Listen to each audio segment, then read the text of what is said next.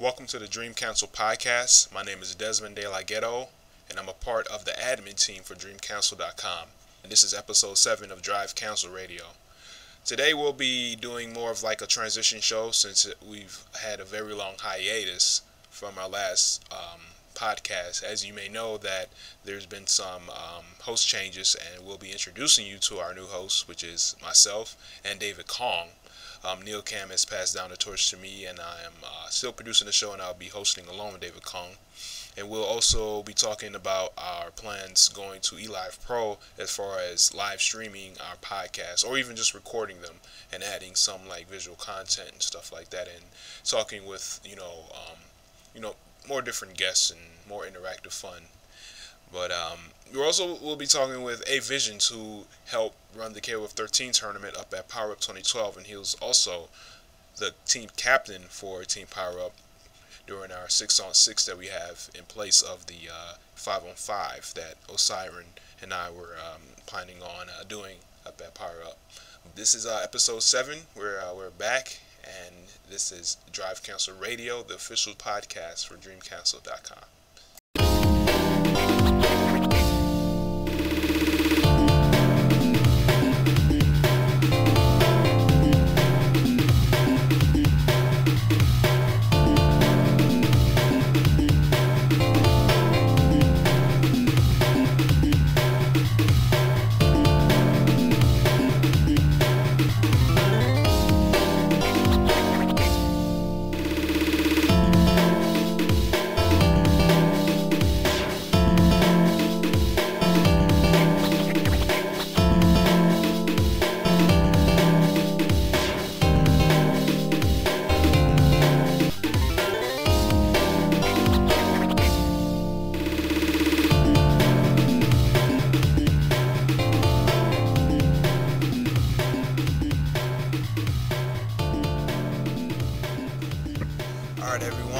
Welcome back to the Dream Council podcast. Oh man, we've taken like such a long break, long hiatus. We have some new hosts.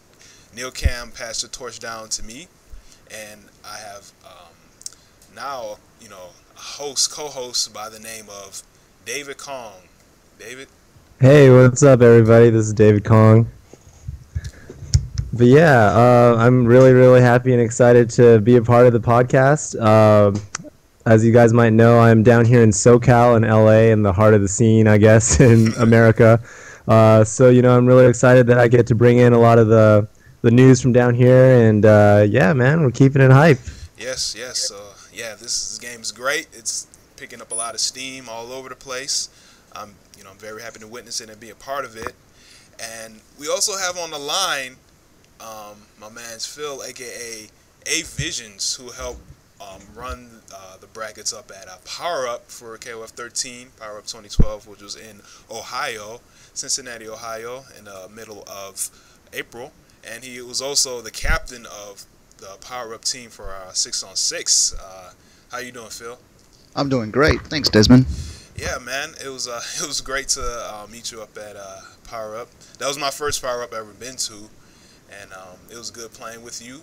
Yeah, that was I said it before and I say it again. Like our match to decide the top 16, that was like hands down my favorite match of the entire weekend.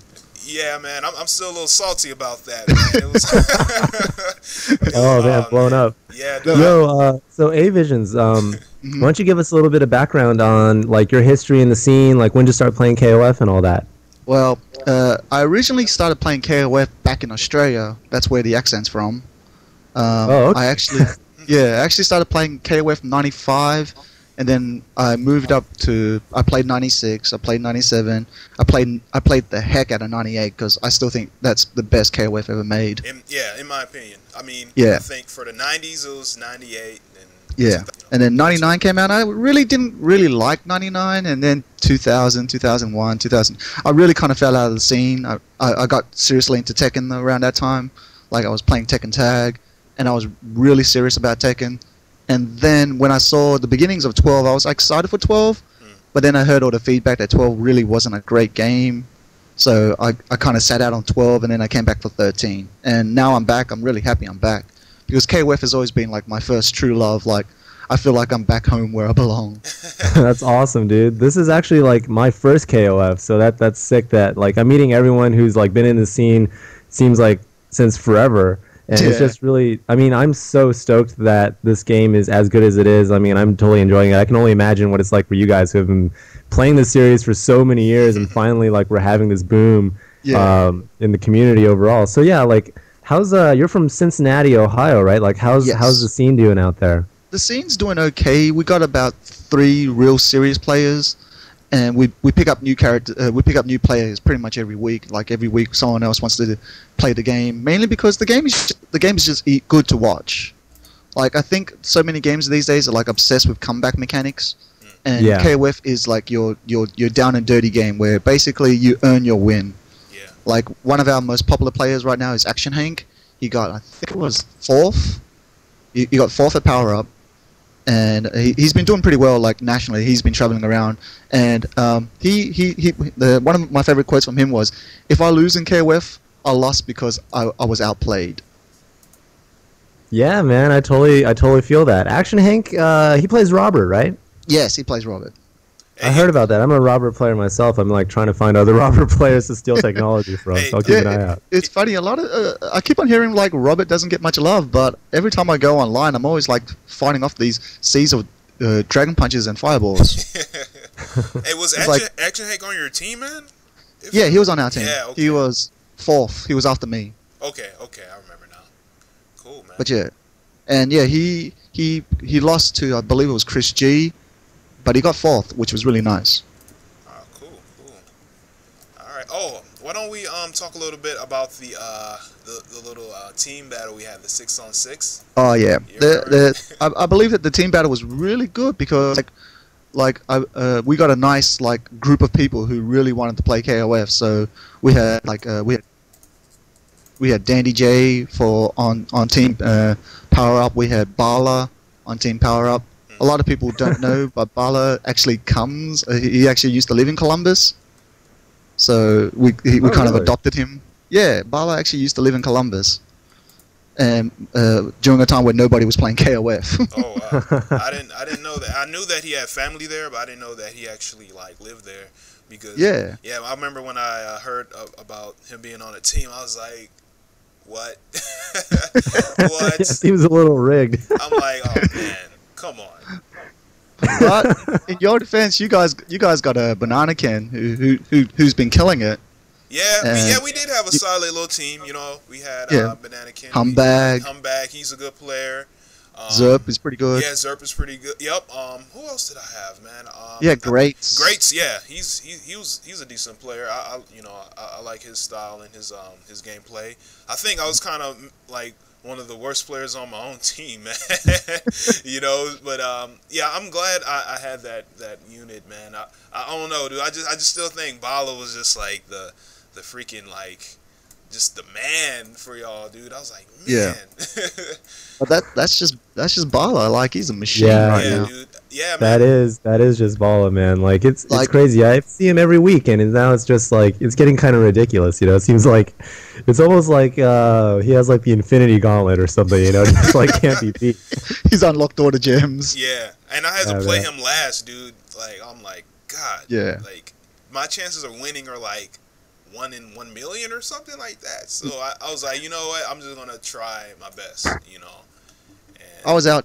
The video is on YouTube. There's this match where he played Humbag, and he got him with an anti-air Joe Golden Hill, and he went for a combo that went for at least 20 real seconds. Yep, that happens, man. And you can hear me in the background. You can hear that yiping and that screaming. That's me getting super hyped to watch a combo that just wasn't ending. Yeah, dude, that Joe is so ridiculous. You know, his Joe and his Takuma, same thing. Like as long as they have drive meter, like if they start off with like 1 bar and like 80% drive, they can just keep that thing going, you know, for like 80-90%, get that stun combo in the corner, dude. It is, I mean, theoretically speaking, you look at those combos and they're supposed to be not super practical because there's some one-frame links involved, but I mean, somehow he just does it. Yeah, that's some insane execution, man. That's like hours and hours of practice, and your mind has to just be like, you know, in just a stoic manner, man, just to be able to pop that off, especially in a tournament, where things are kind of tense, but Bala just keeps it cool, So yeah. No, the funniest thing about Bala, I'm sorry to interrupt, but the thing is, like, I've tried to talk to him about this. I was like, Bala, man, like, what do you do to practice this stuff? How do you land this stuff? And he's like, man, like, I don't really even practice that much. I've tried to practice for like an hour, and then I end up watching like Spanish novellas on the internet, and I'm like, dude, are you serious? Wow. like what the hell are you talking about? Like, how do I get that good? You know? That's kind of the same question I asked Reynold up at Final Round. I'm like, dude, how often do you practice, man? Like, you're like a monster, man. You know what I'm saying? You're whipping all of our asses here in casuals. You're probably going to get, like, freaking top 3 in the tournament. Dude, how often you practice? And he's all, oh, man, I just play, like, 3-4 hours a week. I'm like, what? Are you serious, man? I'm just sitting here like, dude, either he's lying or this dude's just, like, insanely good, man. But, I trusted him when he said that, and, he was asking us questions and stuff about, about our gameplay and stuff like that. But, it's crazy, dude. Like, so many people, they practice hours and hours and hours, and it's like, man, how can you get to that level while some of these other players are playing just not even that much, I do feel... Sorry about that. Go ahead. No problem. I do feel that Bala has, like, a nice advantage in the fact that he's playing against really good people all the time. Mm-hmm. And there's an old saying that still sharpens still. So I believe if you play, like, high-level KOF against high-level people constantly, that's going to make you so much better than, like, random Joe off the street playing like 2 or 3 matches every week against his friends. That's very true. Yeah. That's very true. His level of competition is so high. Like, he has to be on his toes all the time. I agree with that, man. I agree with that 100%. Goes into my situation, with a Cambodian player that I play 98 and 2002 with, and she used to play like so much freaking KOF 98 over in Cambodia before she moved here, and she'll just whoop all of our asses just like without breaking a sweat, and we'll just be like, how are you doing this? Like, are you like a robot? And then it's just like I used to just go to the arcade and like get whooped and lose my money, and you know what I'm saying, and it's just crazy how that works, Yeah, man. Like when I started playing 13 the night it came out at AI, and like no exaggeration, I walked in and Mr. KOF was on an 80-game win streak, and yeah, dude, there were some days I would literally like spend $20 just losing to Mr. KOF, nobody else, and yeah, man, like the competition, like definitely the people around you drive you to become better. So. But beyond that, I think that one of the reasons why these guys are so good, like Mr. KF and Reynold and Bala and Team Chaos and all these guys, is that and most of them will tell you the same thing. Like, they don't really practice super hard right now, like a lot of us are. But the thing is, like, down here in SoCal, the game was out in arcades for a full like year before. Console release. So it's not like these guys haven't put in time. I remember back in the day, I'd see John at AI, every time I was there. I'm guessing he was there like 3 to 4 days a week, for at least like 8 hours a day. So I mean, don't get the impression that these guys haven't put in the time and the work, because they have. And I think it's just that because this game rewards your effort, so proportionately, like you will get exactly what you put into it. So I think it's just that these guys have already put in the work, and it's just a matter of catch up for the rest of us. Right. I feel you're really right there, David. Like, I posted on my Facebook group that I think KOF is one of those games where the more you play, the more you actually enjoy the game, because it's so rewarding. Like, you don't feel like playing the game will make you like lazier, or like you like it will actually teach you more stuff as you play the game. And I think another good thing about KOF 13 is every character is so viable. Like, I can see people winning tournaments with Chin, and people say like, oh, no one uses Chin, but I think Chin can be viable. I think every character is viable in that game. It's not like a Marvel situation where there's like a certain tier and then everybody else is not on that tier.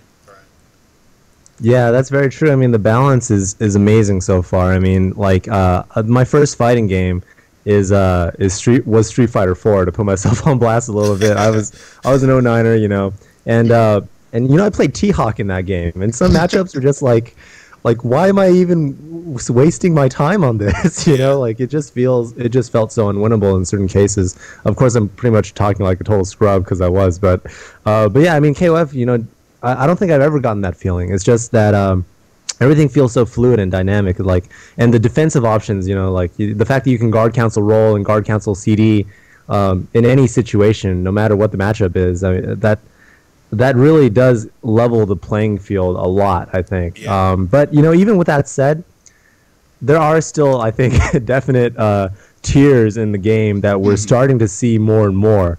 For instance, man, oh my God, like I don't wanna talk about how cheap any characters are as of right now, but like, man, Mr. Karate is looking really strong. Oh yeah, dude, that's my man now, man. He's good, dude. I think a testament to how strong Mr. Karate is you just look at the teams that win tournaments these days, and there seems to be a Karate in there all the time now. Yeah, seriously, and in any position too. Like I've seen just at Shadowloo Shodown yesterday, Grand Finals was Tokido versus Xiaohai, and Tokido was running Mr. Karate on point, and Xiaohai was running Mr. Karate as anchor. And in multiple games, you would see that Tokido was taking out two characters with Mr. Karate on point, and then Xiaohai in multiple games was making like full comebacks with Mr. Karate on anchor. Reverse OCVs, yeah. Yeah, exactly. So I mean, the thing is, I'm not scared yet of any kind of potential tier imbalances, just because everyone knows that the game is still in its infancy right now. I mean, even the top level play that you see from Bala and a lot of these other guys, you know, like based on the theories of KOF, like the gameplay theories, I mean, there's just so much more that can be done. Yeah. There's so much more optimal stuff that can be done, so that we don't really even know like what's possible yet. Like we're barely scratching the surface, and I think everybody is at that consensus right now. At least all the top players that I've spoken to, at least, you know, down here in SoCal, everyone acknowledges the fact that, yeah, man, you know, the game is going to look completely different like 2 years or 3 years from now. Mm-hmm. I agree. Like a good example is like when the game first came out, I don't think a lot of people tapped into Joe's potential, and we're now seeing, like, thanks to Bala and like his all-day combos, we're seeing the true potential that Joe has with these like anywhere reset juggles with these rapid punches.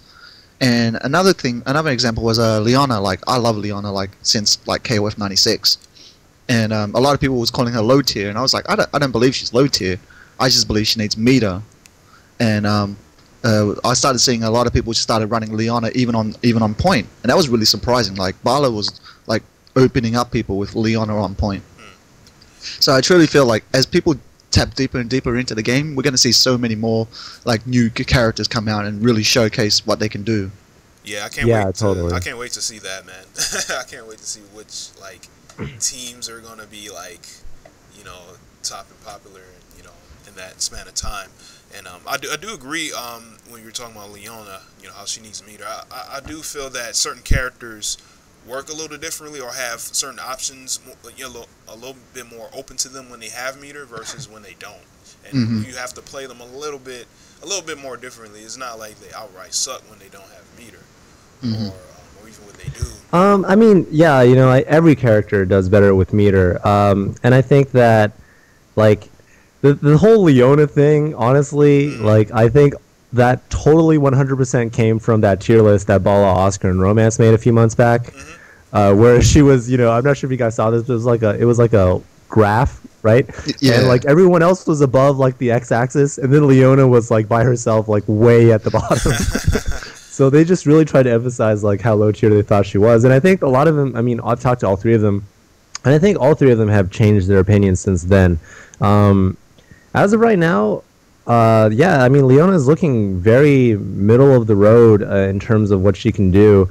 You know, her instant overheads are just so hard to see because they're so fast, and I mean, her HD potential if you're good at hit confirming, right, is like probably one of the best in the game. Without any meters and just HD, she can do over 70%. I mean, that's extremely good. And yeah, man, I think we're really starting to see though that some characters like Mai, I talk about this like every Thursday night at the run back on the stream. I'm just like, dude, I don't think Mai is good at all. I don't see anything that she can do. Her wake up is totally free. But, you know, I mean, it is what it is. Like, I mean, we have to, I guess we just have to keep on going with it and see what happens down the road. Yeah, but hasn't, like, Mai's, like, wake-up game always been pretty, like, limited, you know, throughout, like, KOF history? Well, the good thing was, in 97, she had an uppercut. Yeah. And I think she kept that for 98. Remember the Dragon Punch with kick where she Yeah. flips backwards and the flame comes out? Yeah, but it was never, like, invincible or anything like that. Yeah, it was never great. Yeah. And I do think that Mai's biggest problem is she needs to be uber mobile. She needs to be always in the air. Yeah. Because her best options are in the air. Like that move where she comes down on you. Yeah. That move is so good if a person really doesn't know how to play against Mai. Yeah. They're like thrown off like, why is she hitting me? Why is she still doing stuff? Yeah, exactly. I mean, I totally agree. If you don't know how to play against Mai, that will eat you up. But if you do know how to play against Mai, then what does she have, right? Like, as soon as you know how to block that, I mean, yeah, I could cross up, and it's a great overhead, and it's hard to anti-air, but as soon as you block it every time, I mean, where is she going to get her damage from? She doesn't have a command grab. She doesn't really have really good high-low. I mean, I guess she does have a decent, like, you know, corner carry HD, but I mean, that's really hard to do. Right. But anyways, enough of my ranting about Mai. Let's move on here. Actually, I do want to talk a little bit about Shadowloo Shodown and get your guys' opinions on this recent tournament that just went down yesterday in Australia. Australia! Yeah, right? Shoutouts to the Aussies. But let me read down the results right here. So I'm going to go over top 8 from the bottom up. So in tied for 7th, two guys I've never heard of before, Viper and Kolinov. I guess these guys are Australian players. Yeah, they might not be. I know Kolinov. He's actually a pretty serious KOF player. He's from Queensland. Yeah. Okay. He, believe it or not, his original tag was tanned titties. Wait, what was that? Tanned titties. Tanned titty. Wow. Okay. Kolinov is a little bit more stream friendly, I guess. Yeah. When I first played him, that's what we actually used to play Tekken together. But yeah, I actually didn't know that he was that serious about KOF until I actually saw his Facebook updates about how well he was doing in the bracket. Awesome. Well, that's great that you know, Australian players are stepping it up. In 5th place, this one really kind of surprised me. We had E.G. Justin Wong, and I mean, no disrespect to Justin. It's just that, you know, Justin comes to the run back like sometimes, and he enters KOF, and he doesn't particularly do very well. So I mean, when I saw him in top 8, I was like, whoa, that's pretty cool. Y'all probably leveled him up, man. You know, maybe. There, yeah, I would like to think so. That's pretty cool, man. I hope he continues to get better. I believe Justin's fundamentals are so strong, though. He has very strong fundamentals. And KOF is a game that rewards strong fundamentals. So while I have seen Justin being eaten up by like people who really know what they're doing, I do have a feeling that when Justin goes to certain tournaments, if he knows that people are playing the game that he wants to play, but they don't know to play it as well, he will enter it. So he probably thought, oh, the KOF scene here is not that big. I'll enter it. Like he went to one. He went to one tournament where he actually played. He actually entered Tekken, and Justin's not really well known for his Tekken. And once he lost his first match in Tekken, he realized everyone there actually knew what they were doing. He actually pulled out of the tournament. Really? Yeah. That's really funny. And also, I think, you know, Justin Wong factor, right? Like maybe he was playing against some people who did know how to play KOF, and they were just like, "Oh my God, it's Justin Wong." Who knows? But in any case, good stuff to Justin for getting top 8. Yeah. Then also tied for 5th place, we had Ryan Hart from England, which is also like cool, awesome. I didn't even know he played the game, but that's really good stuff to him. And then top 4, this was on the stream. In 4th place, we had Punko. And no surprise there. I mean, we've seen his videos. We've seen him beasting all over people online in South Korea. So good stuff to Punko. And of course, Punko's old school 11 player and all that. Third place, this is where it gets really interesting. We have Dako, the legend himself, using Andy Clark Kim, Clark Kula Kim, and then EX Yori, EX Kyo, and Kim. So he's switching around some characters there. But funnily, I'm not sure if that's real order, but funny enough, Dako lost to Tokido, who got second place. And Tokido is probably like my favorite player of the entire tournament to watch. I mean, obviously knowing him from Street Fighter 4 and other games, I mean, like, I was just blown away by his level of play. I didn't know that he was as strong in KOF as he is. And, after the tournament, I was talking to some other people, some other KOF people over Facebook, and they were telling me that his gamer tag, Tokido, is actually from KOF. Apparently, it's like the abbreviation of, like, one of the Japanese translations of one of Iori's combos or something. Wow. So, like, yeah, I totally didn't know that. Apparently this guy is playing KOF a lot, and apparently he's playing with some of the top players in Japan, such as Dune and those guys. And then, of course, first place is the other legend, Xiaohai. And yeah, man, I'm not sure if you guys saw the video, but the grand finals between these guys were so sick. Tokido came from losers, reset the bracket, and reset the bracket in like the clutchest way possible. It was like down to the last game, last few seconds, last character. Xiaohai just hops with Mr. Karate, and Tokido instantly reacts with EX Uppercut from Claw Yori to kill him and reset the bracket. And I was just like, oh my god, is Tokido going to take this whole tournament? That would be incredible. But then Xiaohai was rocking Billy, strangely enough, and Billy was just eating up Tokido's entire team the second set, and I believe he ended up winning that second set 3-1.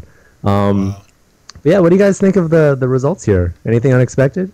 I was really surprised to hear about Tokido too, but Kolinov actually was the one that told me that Tokido's like KOF level the level was so high. He says we were really surprised how good Tokido was in KOF. So I actually want to watch those videos now just to see what he was doing. Yeah, me too, man. Which past KOF games has Tokido played? Like, seriously, if you guys know. To my knowledge, I have no clue, man. I've never seen any videos of Tokido playing any KOF game. I do know that this isn't a KOF game, but I do know he has played some Samurai Shodown 6 before. So he has probably played some KOF that we probably don't know about. But I'm interested in finding out which game has he got his background in, But as David said, like, what his name is based off an Iori combo. That's crazy. Yeah, I never. I totally did not know about that until like a few hours ago, to be honest. But yeah, in regards to the number 1 and 3, I believe like the Chinese KOF players are kind of like the Mexican KOF players, where they're on that other level, that they've been playing at such high levels that it's kind of hard to catch up with them right now. Like the Mexicans are so good in KOF right now. Like, more props to them for taking a game and running with it. Like, I'm really happy to see people like Bala and like Romance and like the Ants are all doing really well, and Reynard, because I believe like everyone needs their chance to shine. And yeah, I believe man. that. And that's really cool they bring up the Mexican players, because just by coincidence, like yesterday, I was just hanging out in the KOF Facebook group, and like people were linking me to this. Actually, I think it was Bala that shared the link for this national tournament in KOF 13 that was happening yesterday, and there was basically this major that was going on yesterday, and the rumor is that they had over 300 entrants for KOF 13, and I was like, what? Hey, you know what? I think I saw that too, man. Yeah, he said something about like the commentary was hype or something. Was that? Yeah. Like they had this dude. Yeah, they had this dude wearing a luchador mask commentating. Yeah, I saw that dude. Oh But man. yeah, it's really funny to think about. Like, there's I think of China as this like iron curtain when it comes to fighting games. Like we don't see any of their videos for like the recent games. And same thing with like Mexico. Like unless there's like this once in a blue moon kind of a stream, like we really don't get to see what's going on down there. So we have this really interesting predicament now where we see Xiaohai and Dako and Tokido now doing really well at Shadowloo Shodown. So I guess one interesting question I'd like to pose to you guys is, when EVO rolls around and these Chinese legends come over to America, who would you guys side bet on? Would you guys side bet on the top players from SoCal, or would you side bet on Xiaohai and Dako? I got to be honest. I'm pretty loyal to our people, so I'll definitely be cheering for Bala and his fam. But I really want to see what the Chinese guys are capable of, because I really feel like they're going to give them the biggest surprise. I'll side bet on the SoCal crew. I agree with Phil. I really want to see what the Chinese can do. I know they'll give them a good run for their money, but if I was a side bet, I gotta stick with USA, man. USA. Yeah. Yeah, totally. I would totally agree, man. I'm putting all my money on Bala, and yeah, All day dude. Joe combos. Yeah, dude. Hopefully some people will be down to bet, so that'll be fun. Yeah, and it feels good to say this, because like for years we've always been saying like, yo, US will never like give another country good kind of like fight in KOF, and it's it can finally happen. We can be next to them, and especially for this game. Yeah, man, I'm stoked, dude. EVO this year is going to be so hype. Anyways, let's move on to Seasons Beatings. This just finished up a few hours ago. I haven't even seen the videos, so I'd have no idea how the matches went. But top 8 for Seasons Beatings, also in Ohio. From the bottom up, 7th place we had Tiggy and Colonel Nasty. I'm not particularly familiar with those guys. Tiggy's actually a local Columbus player. He's very, very good, mainly because he plays a lot with Avi and Dandy J, so he gets leveled up by playing really good Columbus players. But yeah, Tiggy has a very, very unique style. Like I feel like he's brought like his own type of style to the game.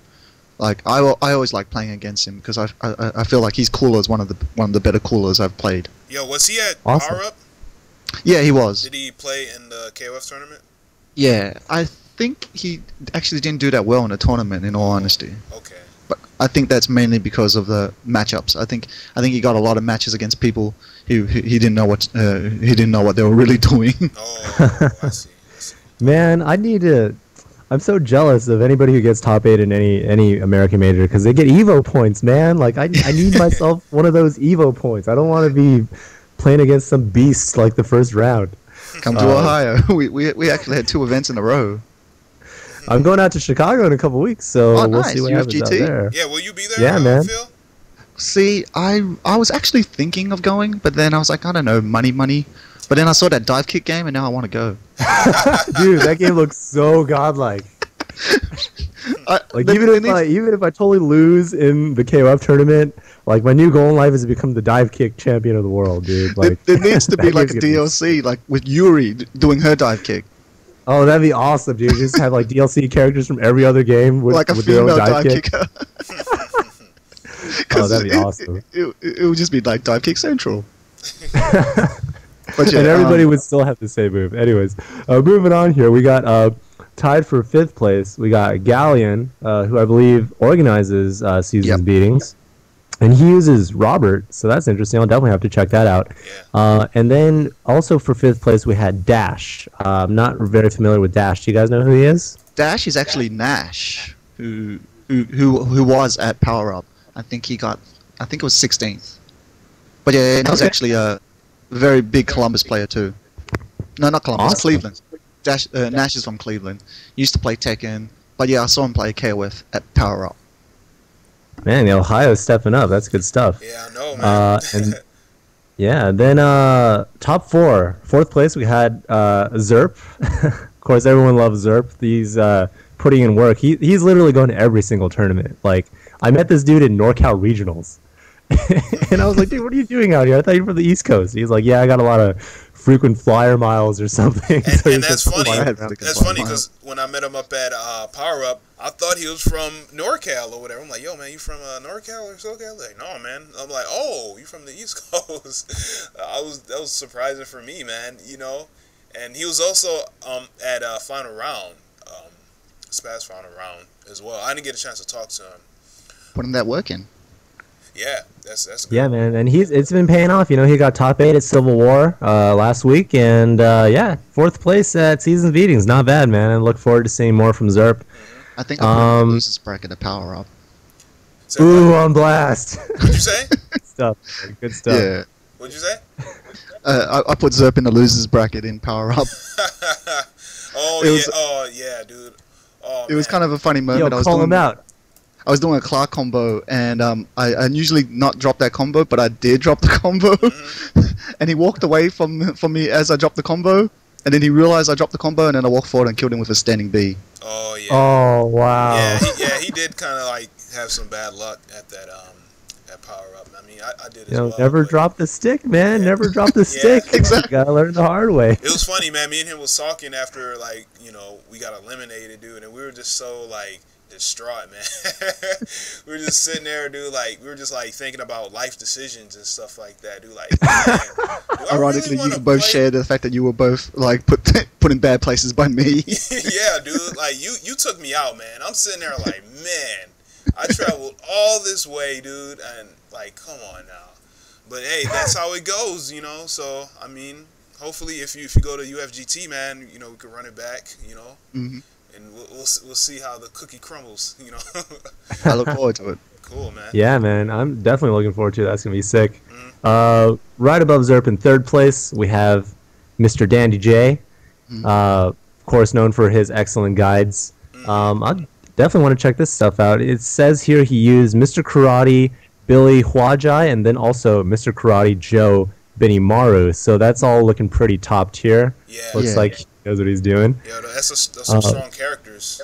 Dandy played Team Red one time. He chose all the EX characters. Oh. At one Rambat, he went Flames Yori, EX Kyo, Mr. Karate. That's a good team, man. I called it Team Red because you know their names are all red. Yeah, totally. That's an expensive team. That team costs $15. I know, dude. Yeah, dude, that's the money team, dude. For such a cheap team, that's so expensive. Yeah.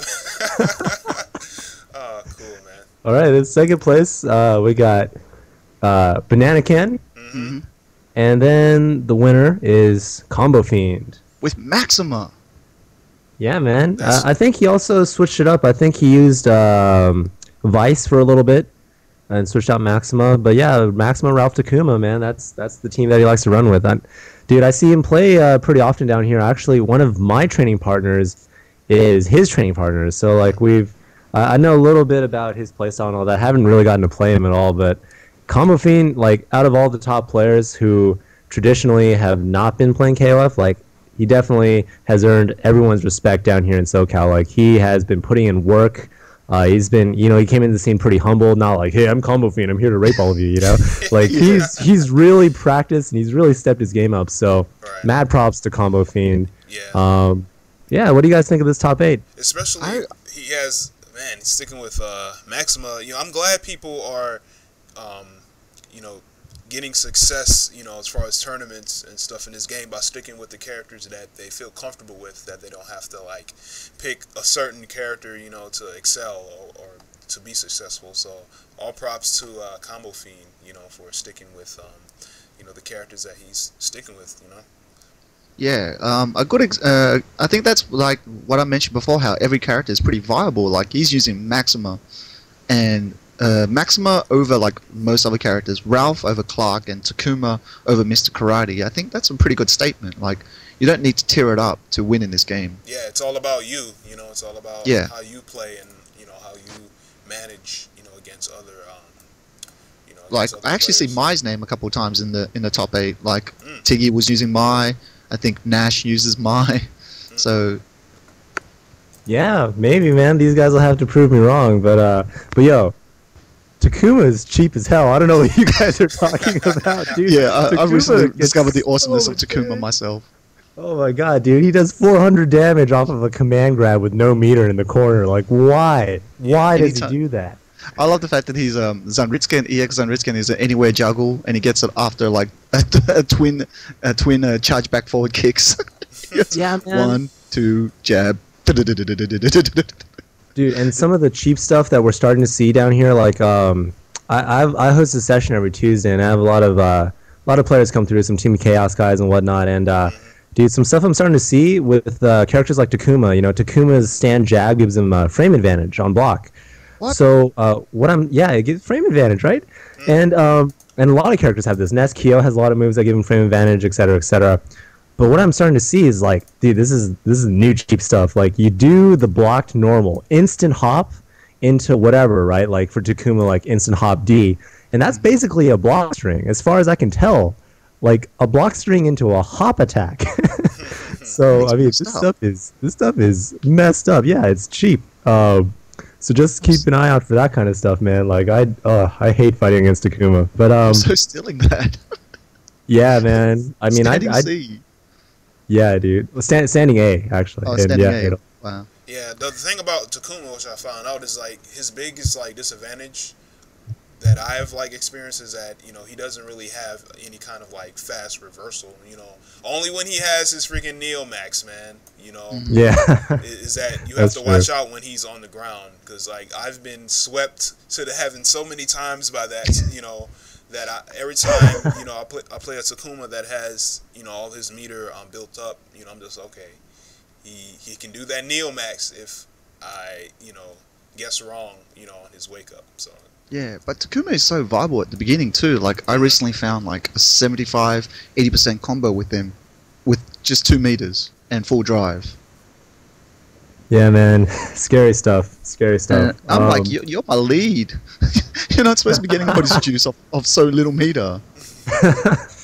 Totally, man. I think as the game evolves, we're really going to see... It's going to look more and more like Marvel in terms of damage output. One of the things I have noticed is a lot of people are starting to use combos outside of, like, finishing in combos outside of a Neo Max. Like, when the game first came out, everyone would be doing like combo, super Neo Max. But I've noticed a lot of people will be doing the finishing off their hyperdrive combos and then just doing a normal like EX super at the end. And I think a few characters can really benefit off of that. Like Mr. Karate in the corner, he'll do that EX punch move, run out of HD, do the EX super. Same thing, Claw Yori. That stuff actually does a ton of damage. And I think the good thing about that is that there was a SNK Play More video that came out recently that said that if your HD meter ends with a Neo Max, it actually takes a long time for your HD meter to reset and start building again. But if you end it with like a normal move or like a special move, it resets a lot faster. Really? I haven't even noticed that. I'll definitely have to experiment with it. That's interesting. Yeah, I never knew that. Like, if you end it with a Neo Max, you probably don't start building drive for lava like maybe 5 game seconds. If you finish it with a special move, I think you start building meter again, like drive meter again, like in 3 seconds or maybe 2.5. Wow, that's that's really good to know. Like, I think that's why people are starting to do it, because they understand how crucial drive is to winning matches, so they want to get that drive back as soon as possible. Yeah, totally. That's really interesting. I mean, in the long run, I don't know of too many characters that really benefit or really have good setups for EX Super after HD runs out. I guess King can do it, but maybe. I guess as time goes on, we'll try to find that technology and see how characters can benefit from that. But that's really cool. That's really good to know. Cool. So. All right, guys. Well, I think I'm out of topics to discuss. Do you guys have anything else that we want to bring up before we call it quits for the first show? I think we did pretty good. I don't have anything. Well, there is this topic in the forums talking about good battery characters. So real quick, why don't we, what do you guys think are just some some characters that are potentially, good starting off? Yeah, actually, I'd love to talk about this. Like, my theory is that any good point character should be able to do great damage off of 1 meter, 1 drive, or they should be able to, build meter very quickly. So in my opinion, like some of the characters that exemplify being able to do great damage off of 1 meter, 1 drive are like K-Dash, Kula, King, Billy. Off the top of my head, those are probably the strongest point characters in the game. I think both Kyo and EX Kyo are very great at building meter. Like Kyo, for example, if he ends with his half circle back kick, that gives him so much meter. Like when I did the research, I was like, holy cow. Yeah, he has some corner combos that can build him like, oh man, like just a full like super bar, man. Just yeah, but it takes 2 drive meters though. But they're all like meterless, and it's a long combo, and it's damaging too. Yeah, and without drive, he can do like a reverse dragon punch kick, quarter circle forward light kick, reverse dragon punch kick, and then and then uppercut. Yeah, that's the one I'm talking about. Yeah, exactly. That adds up. Yeah. Yeah, and actually that's a really good point. Like, yeah, Kyo, EX Kyo, Claw Iori, Benimaru, Mr. Karate. I think basically almost all of the top tier characters can be played in any position because they're just great at doing everything. And yeah, like all of them make great point characters. All right, guys. Well, I need to go, so I appreciate you guys having me on. Yo, thanks for joining us, man, for the first ever official Dream Cancel, the return of the Dream Cancel podcast. Yeah, season 2. Season 2. Yeah, season 2. If you guys want me to join again, I'm always down. So just let me know. Oh, cool, man. Definitely, man. Mad props for coming on, and keep holding it down there in Cincinnati. Hope to hear big things out of you guys pretty soon. Yeah, man. It was good playing you and meeting you when I was down in Ohio, man. Just keep it up, and I look forward to playing you again. I look forward to it too. As I said, I'll look into Chicago. Okay, cool. Awesome. Hopefully we'll see you there. Cool. Thanks a lot. All right, thanks. Bye. Take it easy. All right, Desmond. So, yeah, man, pretty good show, right? Pretty good first episode. I guess we should call it quits right here. Yeah. Let's bid everyone a farewell. Thanks for listening to episode 7, Drive Council Radio. David Kong and I will still we'll start testing on eLive Pro pretty soon and try our best to give you guys a really nice show and podcast. And I think that's about it, man. Yeah, and I do want to give a shout out to the thread that we have on Dream Council. If any of you guys have suggestions for the show, have ideas for future guests, if you guys want to be a guest, yes. You want to blow up your local scene or whatever, like, hit us up in the thread. Like, we'll definitely read it and we'll contact you. Sounds good. All right, this is Desmond Delaghetto signing off. All right, this is David Kong. We'll talk to you guys next time. All right, bye.